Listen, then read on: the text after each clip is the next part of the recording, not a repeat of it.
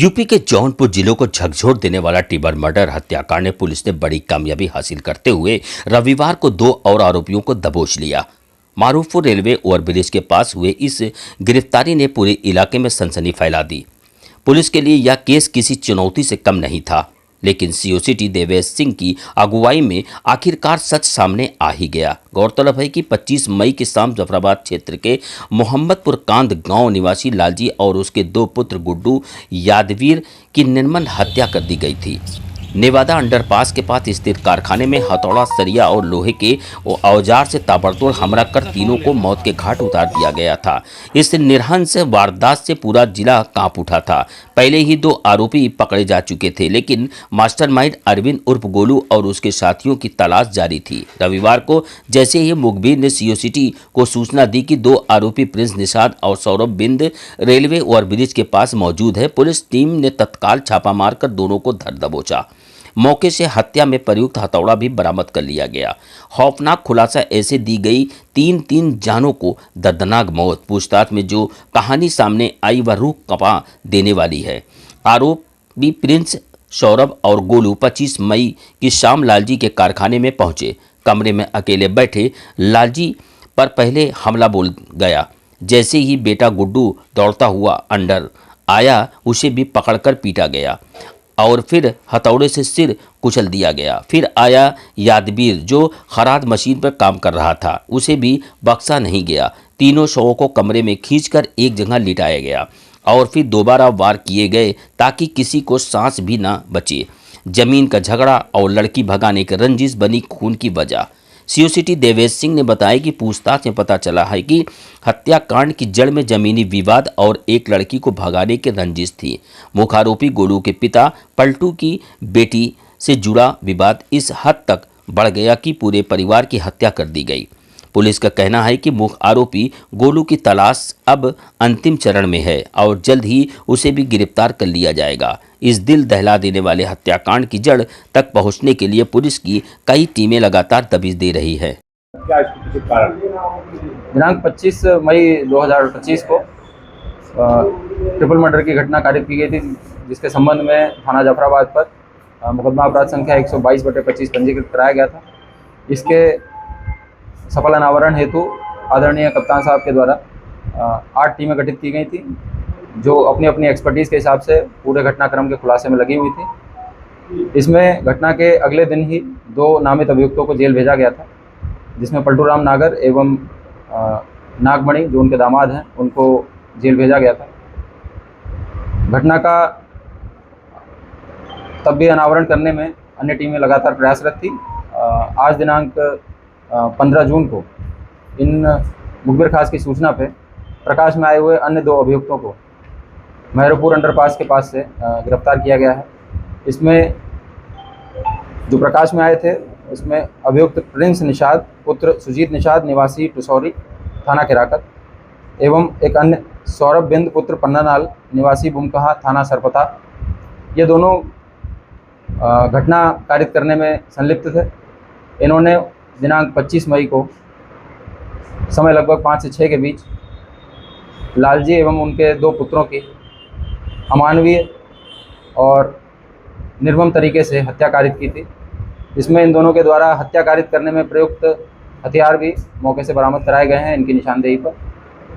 आज इसी घटना का अनावरण करते हुए एक अन्य वांछित अभियुक्त अरविंद गोलू, जो कि लालजी भैया का जो कि पलटूराम का पुत्र है, उसको वांछित रखते हुए, उसका इनाम बढ़ाते हुए इन 2 को, जो प्रकाश में आए थे, गिरफ्तार किया गया है और माननीय न्यायालय के सुपुर्द किया जाएगा। घटना कब थी? घटना 25 मई की संध्या शाम समय लगभग 5 से 6 के बीच में की गई। इन दोनों का रोल क्या है उसमें? हत्या के पीछे जो कारण निकल के आया है जांच के मध्य, उसमें इन दोनों के द्वारा भी बताया गया कि अरविंद के परिवार की लालजी भैया के परिवार से ज़मीनी रंजिश और मुकदमेबाजी को लेकर आपसी रंजिश बनी हुई थी। इसमें मृतक लालजी भैया के द्वारा पलटूराम नागर के मकान में एक दुकान किराए पर ली गई थी, जिसकी कब्जेदारी के संबंध में मुकदमा प्रचलित था। उसका निर्णय भी आने वाला था। अन्य जो रंजिश थी, जिसमें इनके परिवार पर और परिवार की महिलाओं पर SC/ST के मुकदमे और इनकी छोटी लड़की को लालजी भैया के एक पुत्र के द्वारा भगा ले जाने के संबंध में पूर्व में मुकदमा भी पंजीकृत किया गया था। ये सारे कारण इनके बीच में अरविंद गोलू, प्रिंस निषाद और सौरभ बिंद, इनके बीच में लगातार ये डिस्कस होते रहे, जिसके चलते इनके मन में आपसी रोष पैदा होता रहा और एक दिन इन्होंने आकर घटना कारित कर दी। प्लानिंग कहाँ हुई? इसकी प्लानिंग अलग अलग जगह पे हुई थी। जैसे गोलू प्रिंस निषाद का चाचा लगता है रिश्ते में, तो ये आपस में रिश्तेदारियों में भी कई जगह मिले, वहाँ भी डिस्कशन हुआ। सौरभ जो है प्रिंस निषाद का दोस्त है, इन्होंने आपस में कई बार इस चीज़ को डिस्कस किया। घटना के संबंध में कैसे कारित की जाए और क्या प्लानिंग रखी जाए, इस संबंध में गोलू के घर पे इनकी मुलाकात भी हुई लगातार। घटना कारित करने से पहले ये गोलू के घर पे अप्रैल में, मई में कई बार मिले हैं, फ़ोन पे वार्ता हुई है, जो कि इनके CDR और अन्य चीज़ों से क्लियर भी हो रहा है। तो इनके द्वारा गोलू का पूर्ण तरीके से सहयोग किया गया है और 3 लोगों की उस दिनांक निर्मम तरीके से हत्या कारित की। घटना के दिन आला कत्ल और DVR कहाँ? घटना में प्रयुक्त आला कत्ल दोनों अभियुक्तों के द्वारा मौके से बरामद कराया गया है। DVR के संबंध में जब इन दोनों से पूछा गया है तो इन्होंने अपनी इसमें संलिप्तता ना बताते हुए बताया है कि गोलू जो है घटना कारित करने के बाद पुनः गया था और DVR वहाँ से उखाड़ कर अपनी मोटरसाइकिल से अकेले घर पहुँचा था। उसके बाद इन तीनों ने अपने कपड़े वहाँ बदले, DVR को एक कपड़े में लपेटकर अपने पिताजी के सुपुर्द किया और वहाँ से फिर ये सौरभ को छोड़ने के लिए बस स्टैंड पे गया। आला कत्ल लेके गए थे या वहीं वेल्डिंग शॉप से ही? आला कत्ल इन्होंने मौके पे ही छोड़ दिया था। नहीं, मतलब ये अपने साथ ले गए थे कि वेल्डिंग शॉप पे किसी सामान को उठा के? नहीं, हाँ, वहाँ पर जो है वर्कशॉप है तो लोहे का काफ़ी सामान वहाँ पड़ा रहता है, तो इन्होंने वहीं से उस हथौड़े को और रॉड को वहाँ से इस्तेमाल किया। वहाँ 4 मोबाइल फ़ोन मिले थे, वो किनके थे?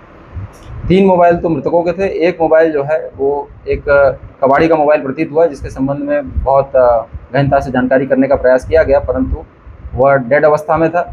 उसमें जो सिम लगी हुई थी वो भी बंद हो चुकी थी।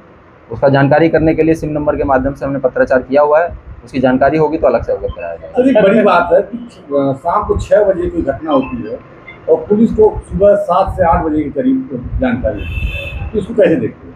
घटना चलते हाईवे के नज़दीक इनका वर्कशॉप है, इकलौती दुकान है, उसके आसपास कोई रहता भी नहीं है। जो एकमात्र CCTV लगा हुआ था उसका DVR इन्होंने उखाड़ लिया। तो चलती हाईवे की सड़क है, जो कि ऊपर से अगर गाड़ी तेज़ी से निकलेगी तो किसी की नज़र दाएं बाएं नहीं जाएगी, और जो घटना स्थल है वो एकांत में है, तो वहाँ किसी अन्य का होने का कोई औचित्य उस समय नहीं बन रहा था। और इनके द्वारा भी पर्याप्त रेकी की गई थी कि किस समय उचित रहेगा घटना कारित करना, तो इन लोगों ने अपनी रेकी और अपनी प्लानिंग के तहत उस घटना को सही अंजाम, उस मौके पे समय पे अंजाम दिया। अब तक कुल इसमें 4 लोगों की गिरफ्तारियां हो चुकी हैं, जिसमें इन दोनों के द्वारा घटना में पूर्ण तरीके से संलिप्त होना बताया गया है। CCTV और सर्विलांस के माध्यम से भी इन पे ये चीज़ें तस्दीक होती हैं।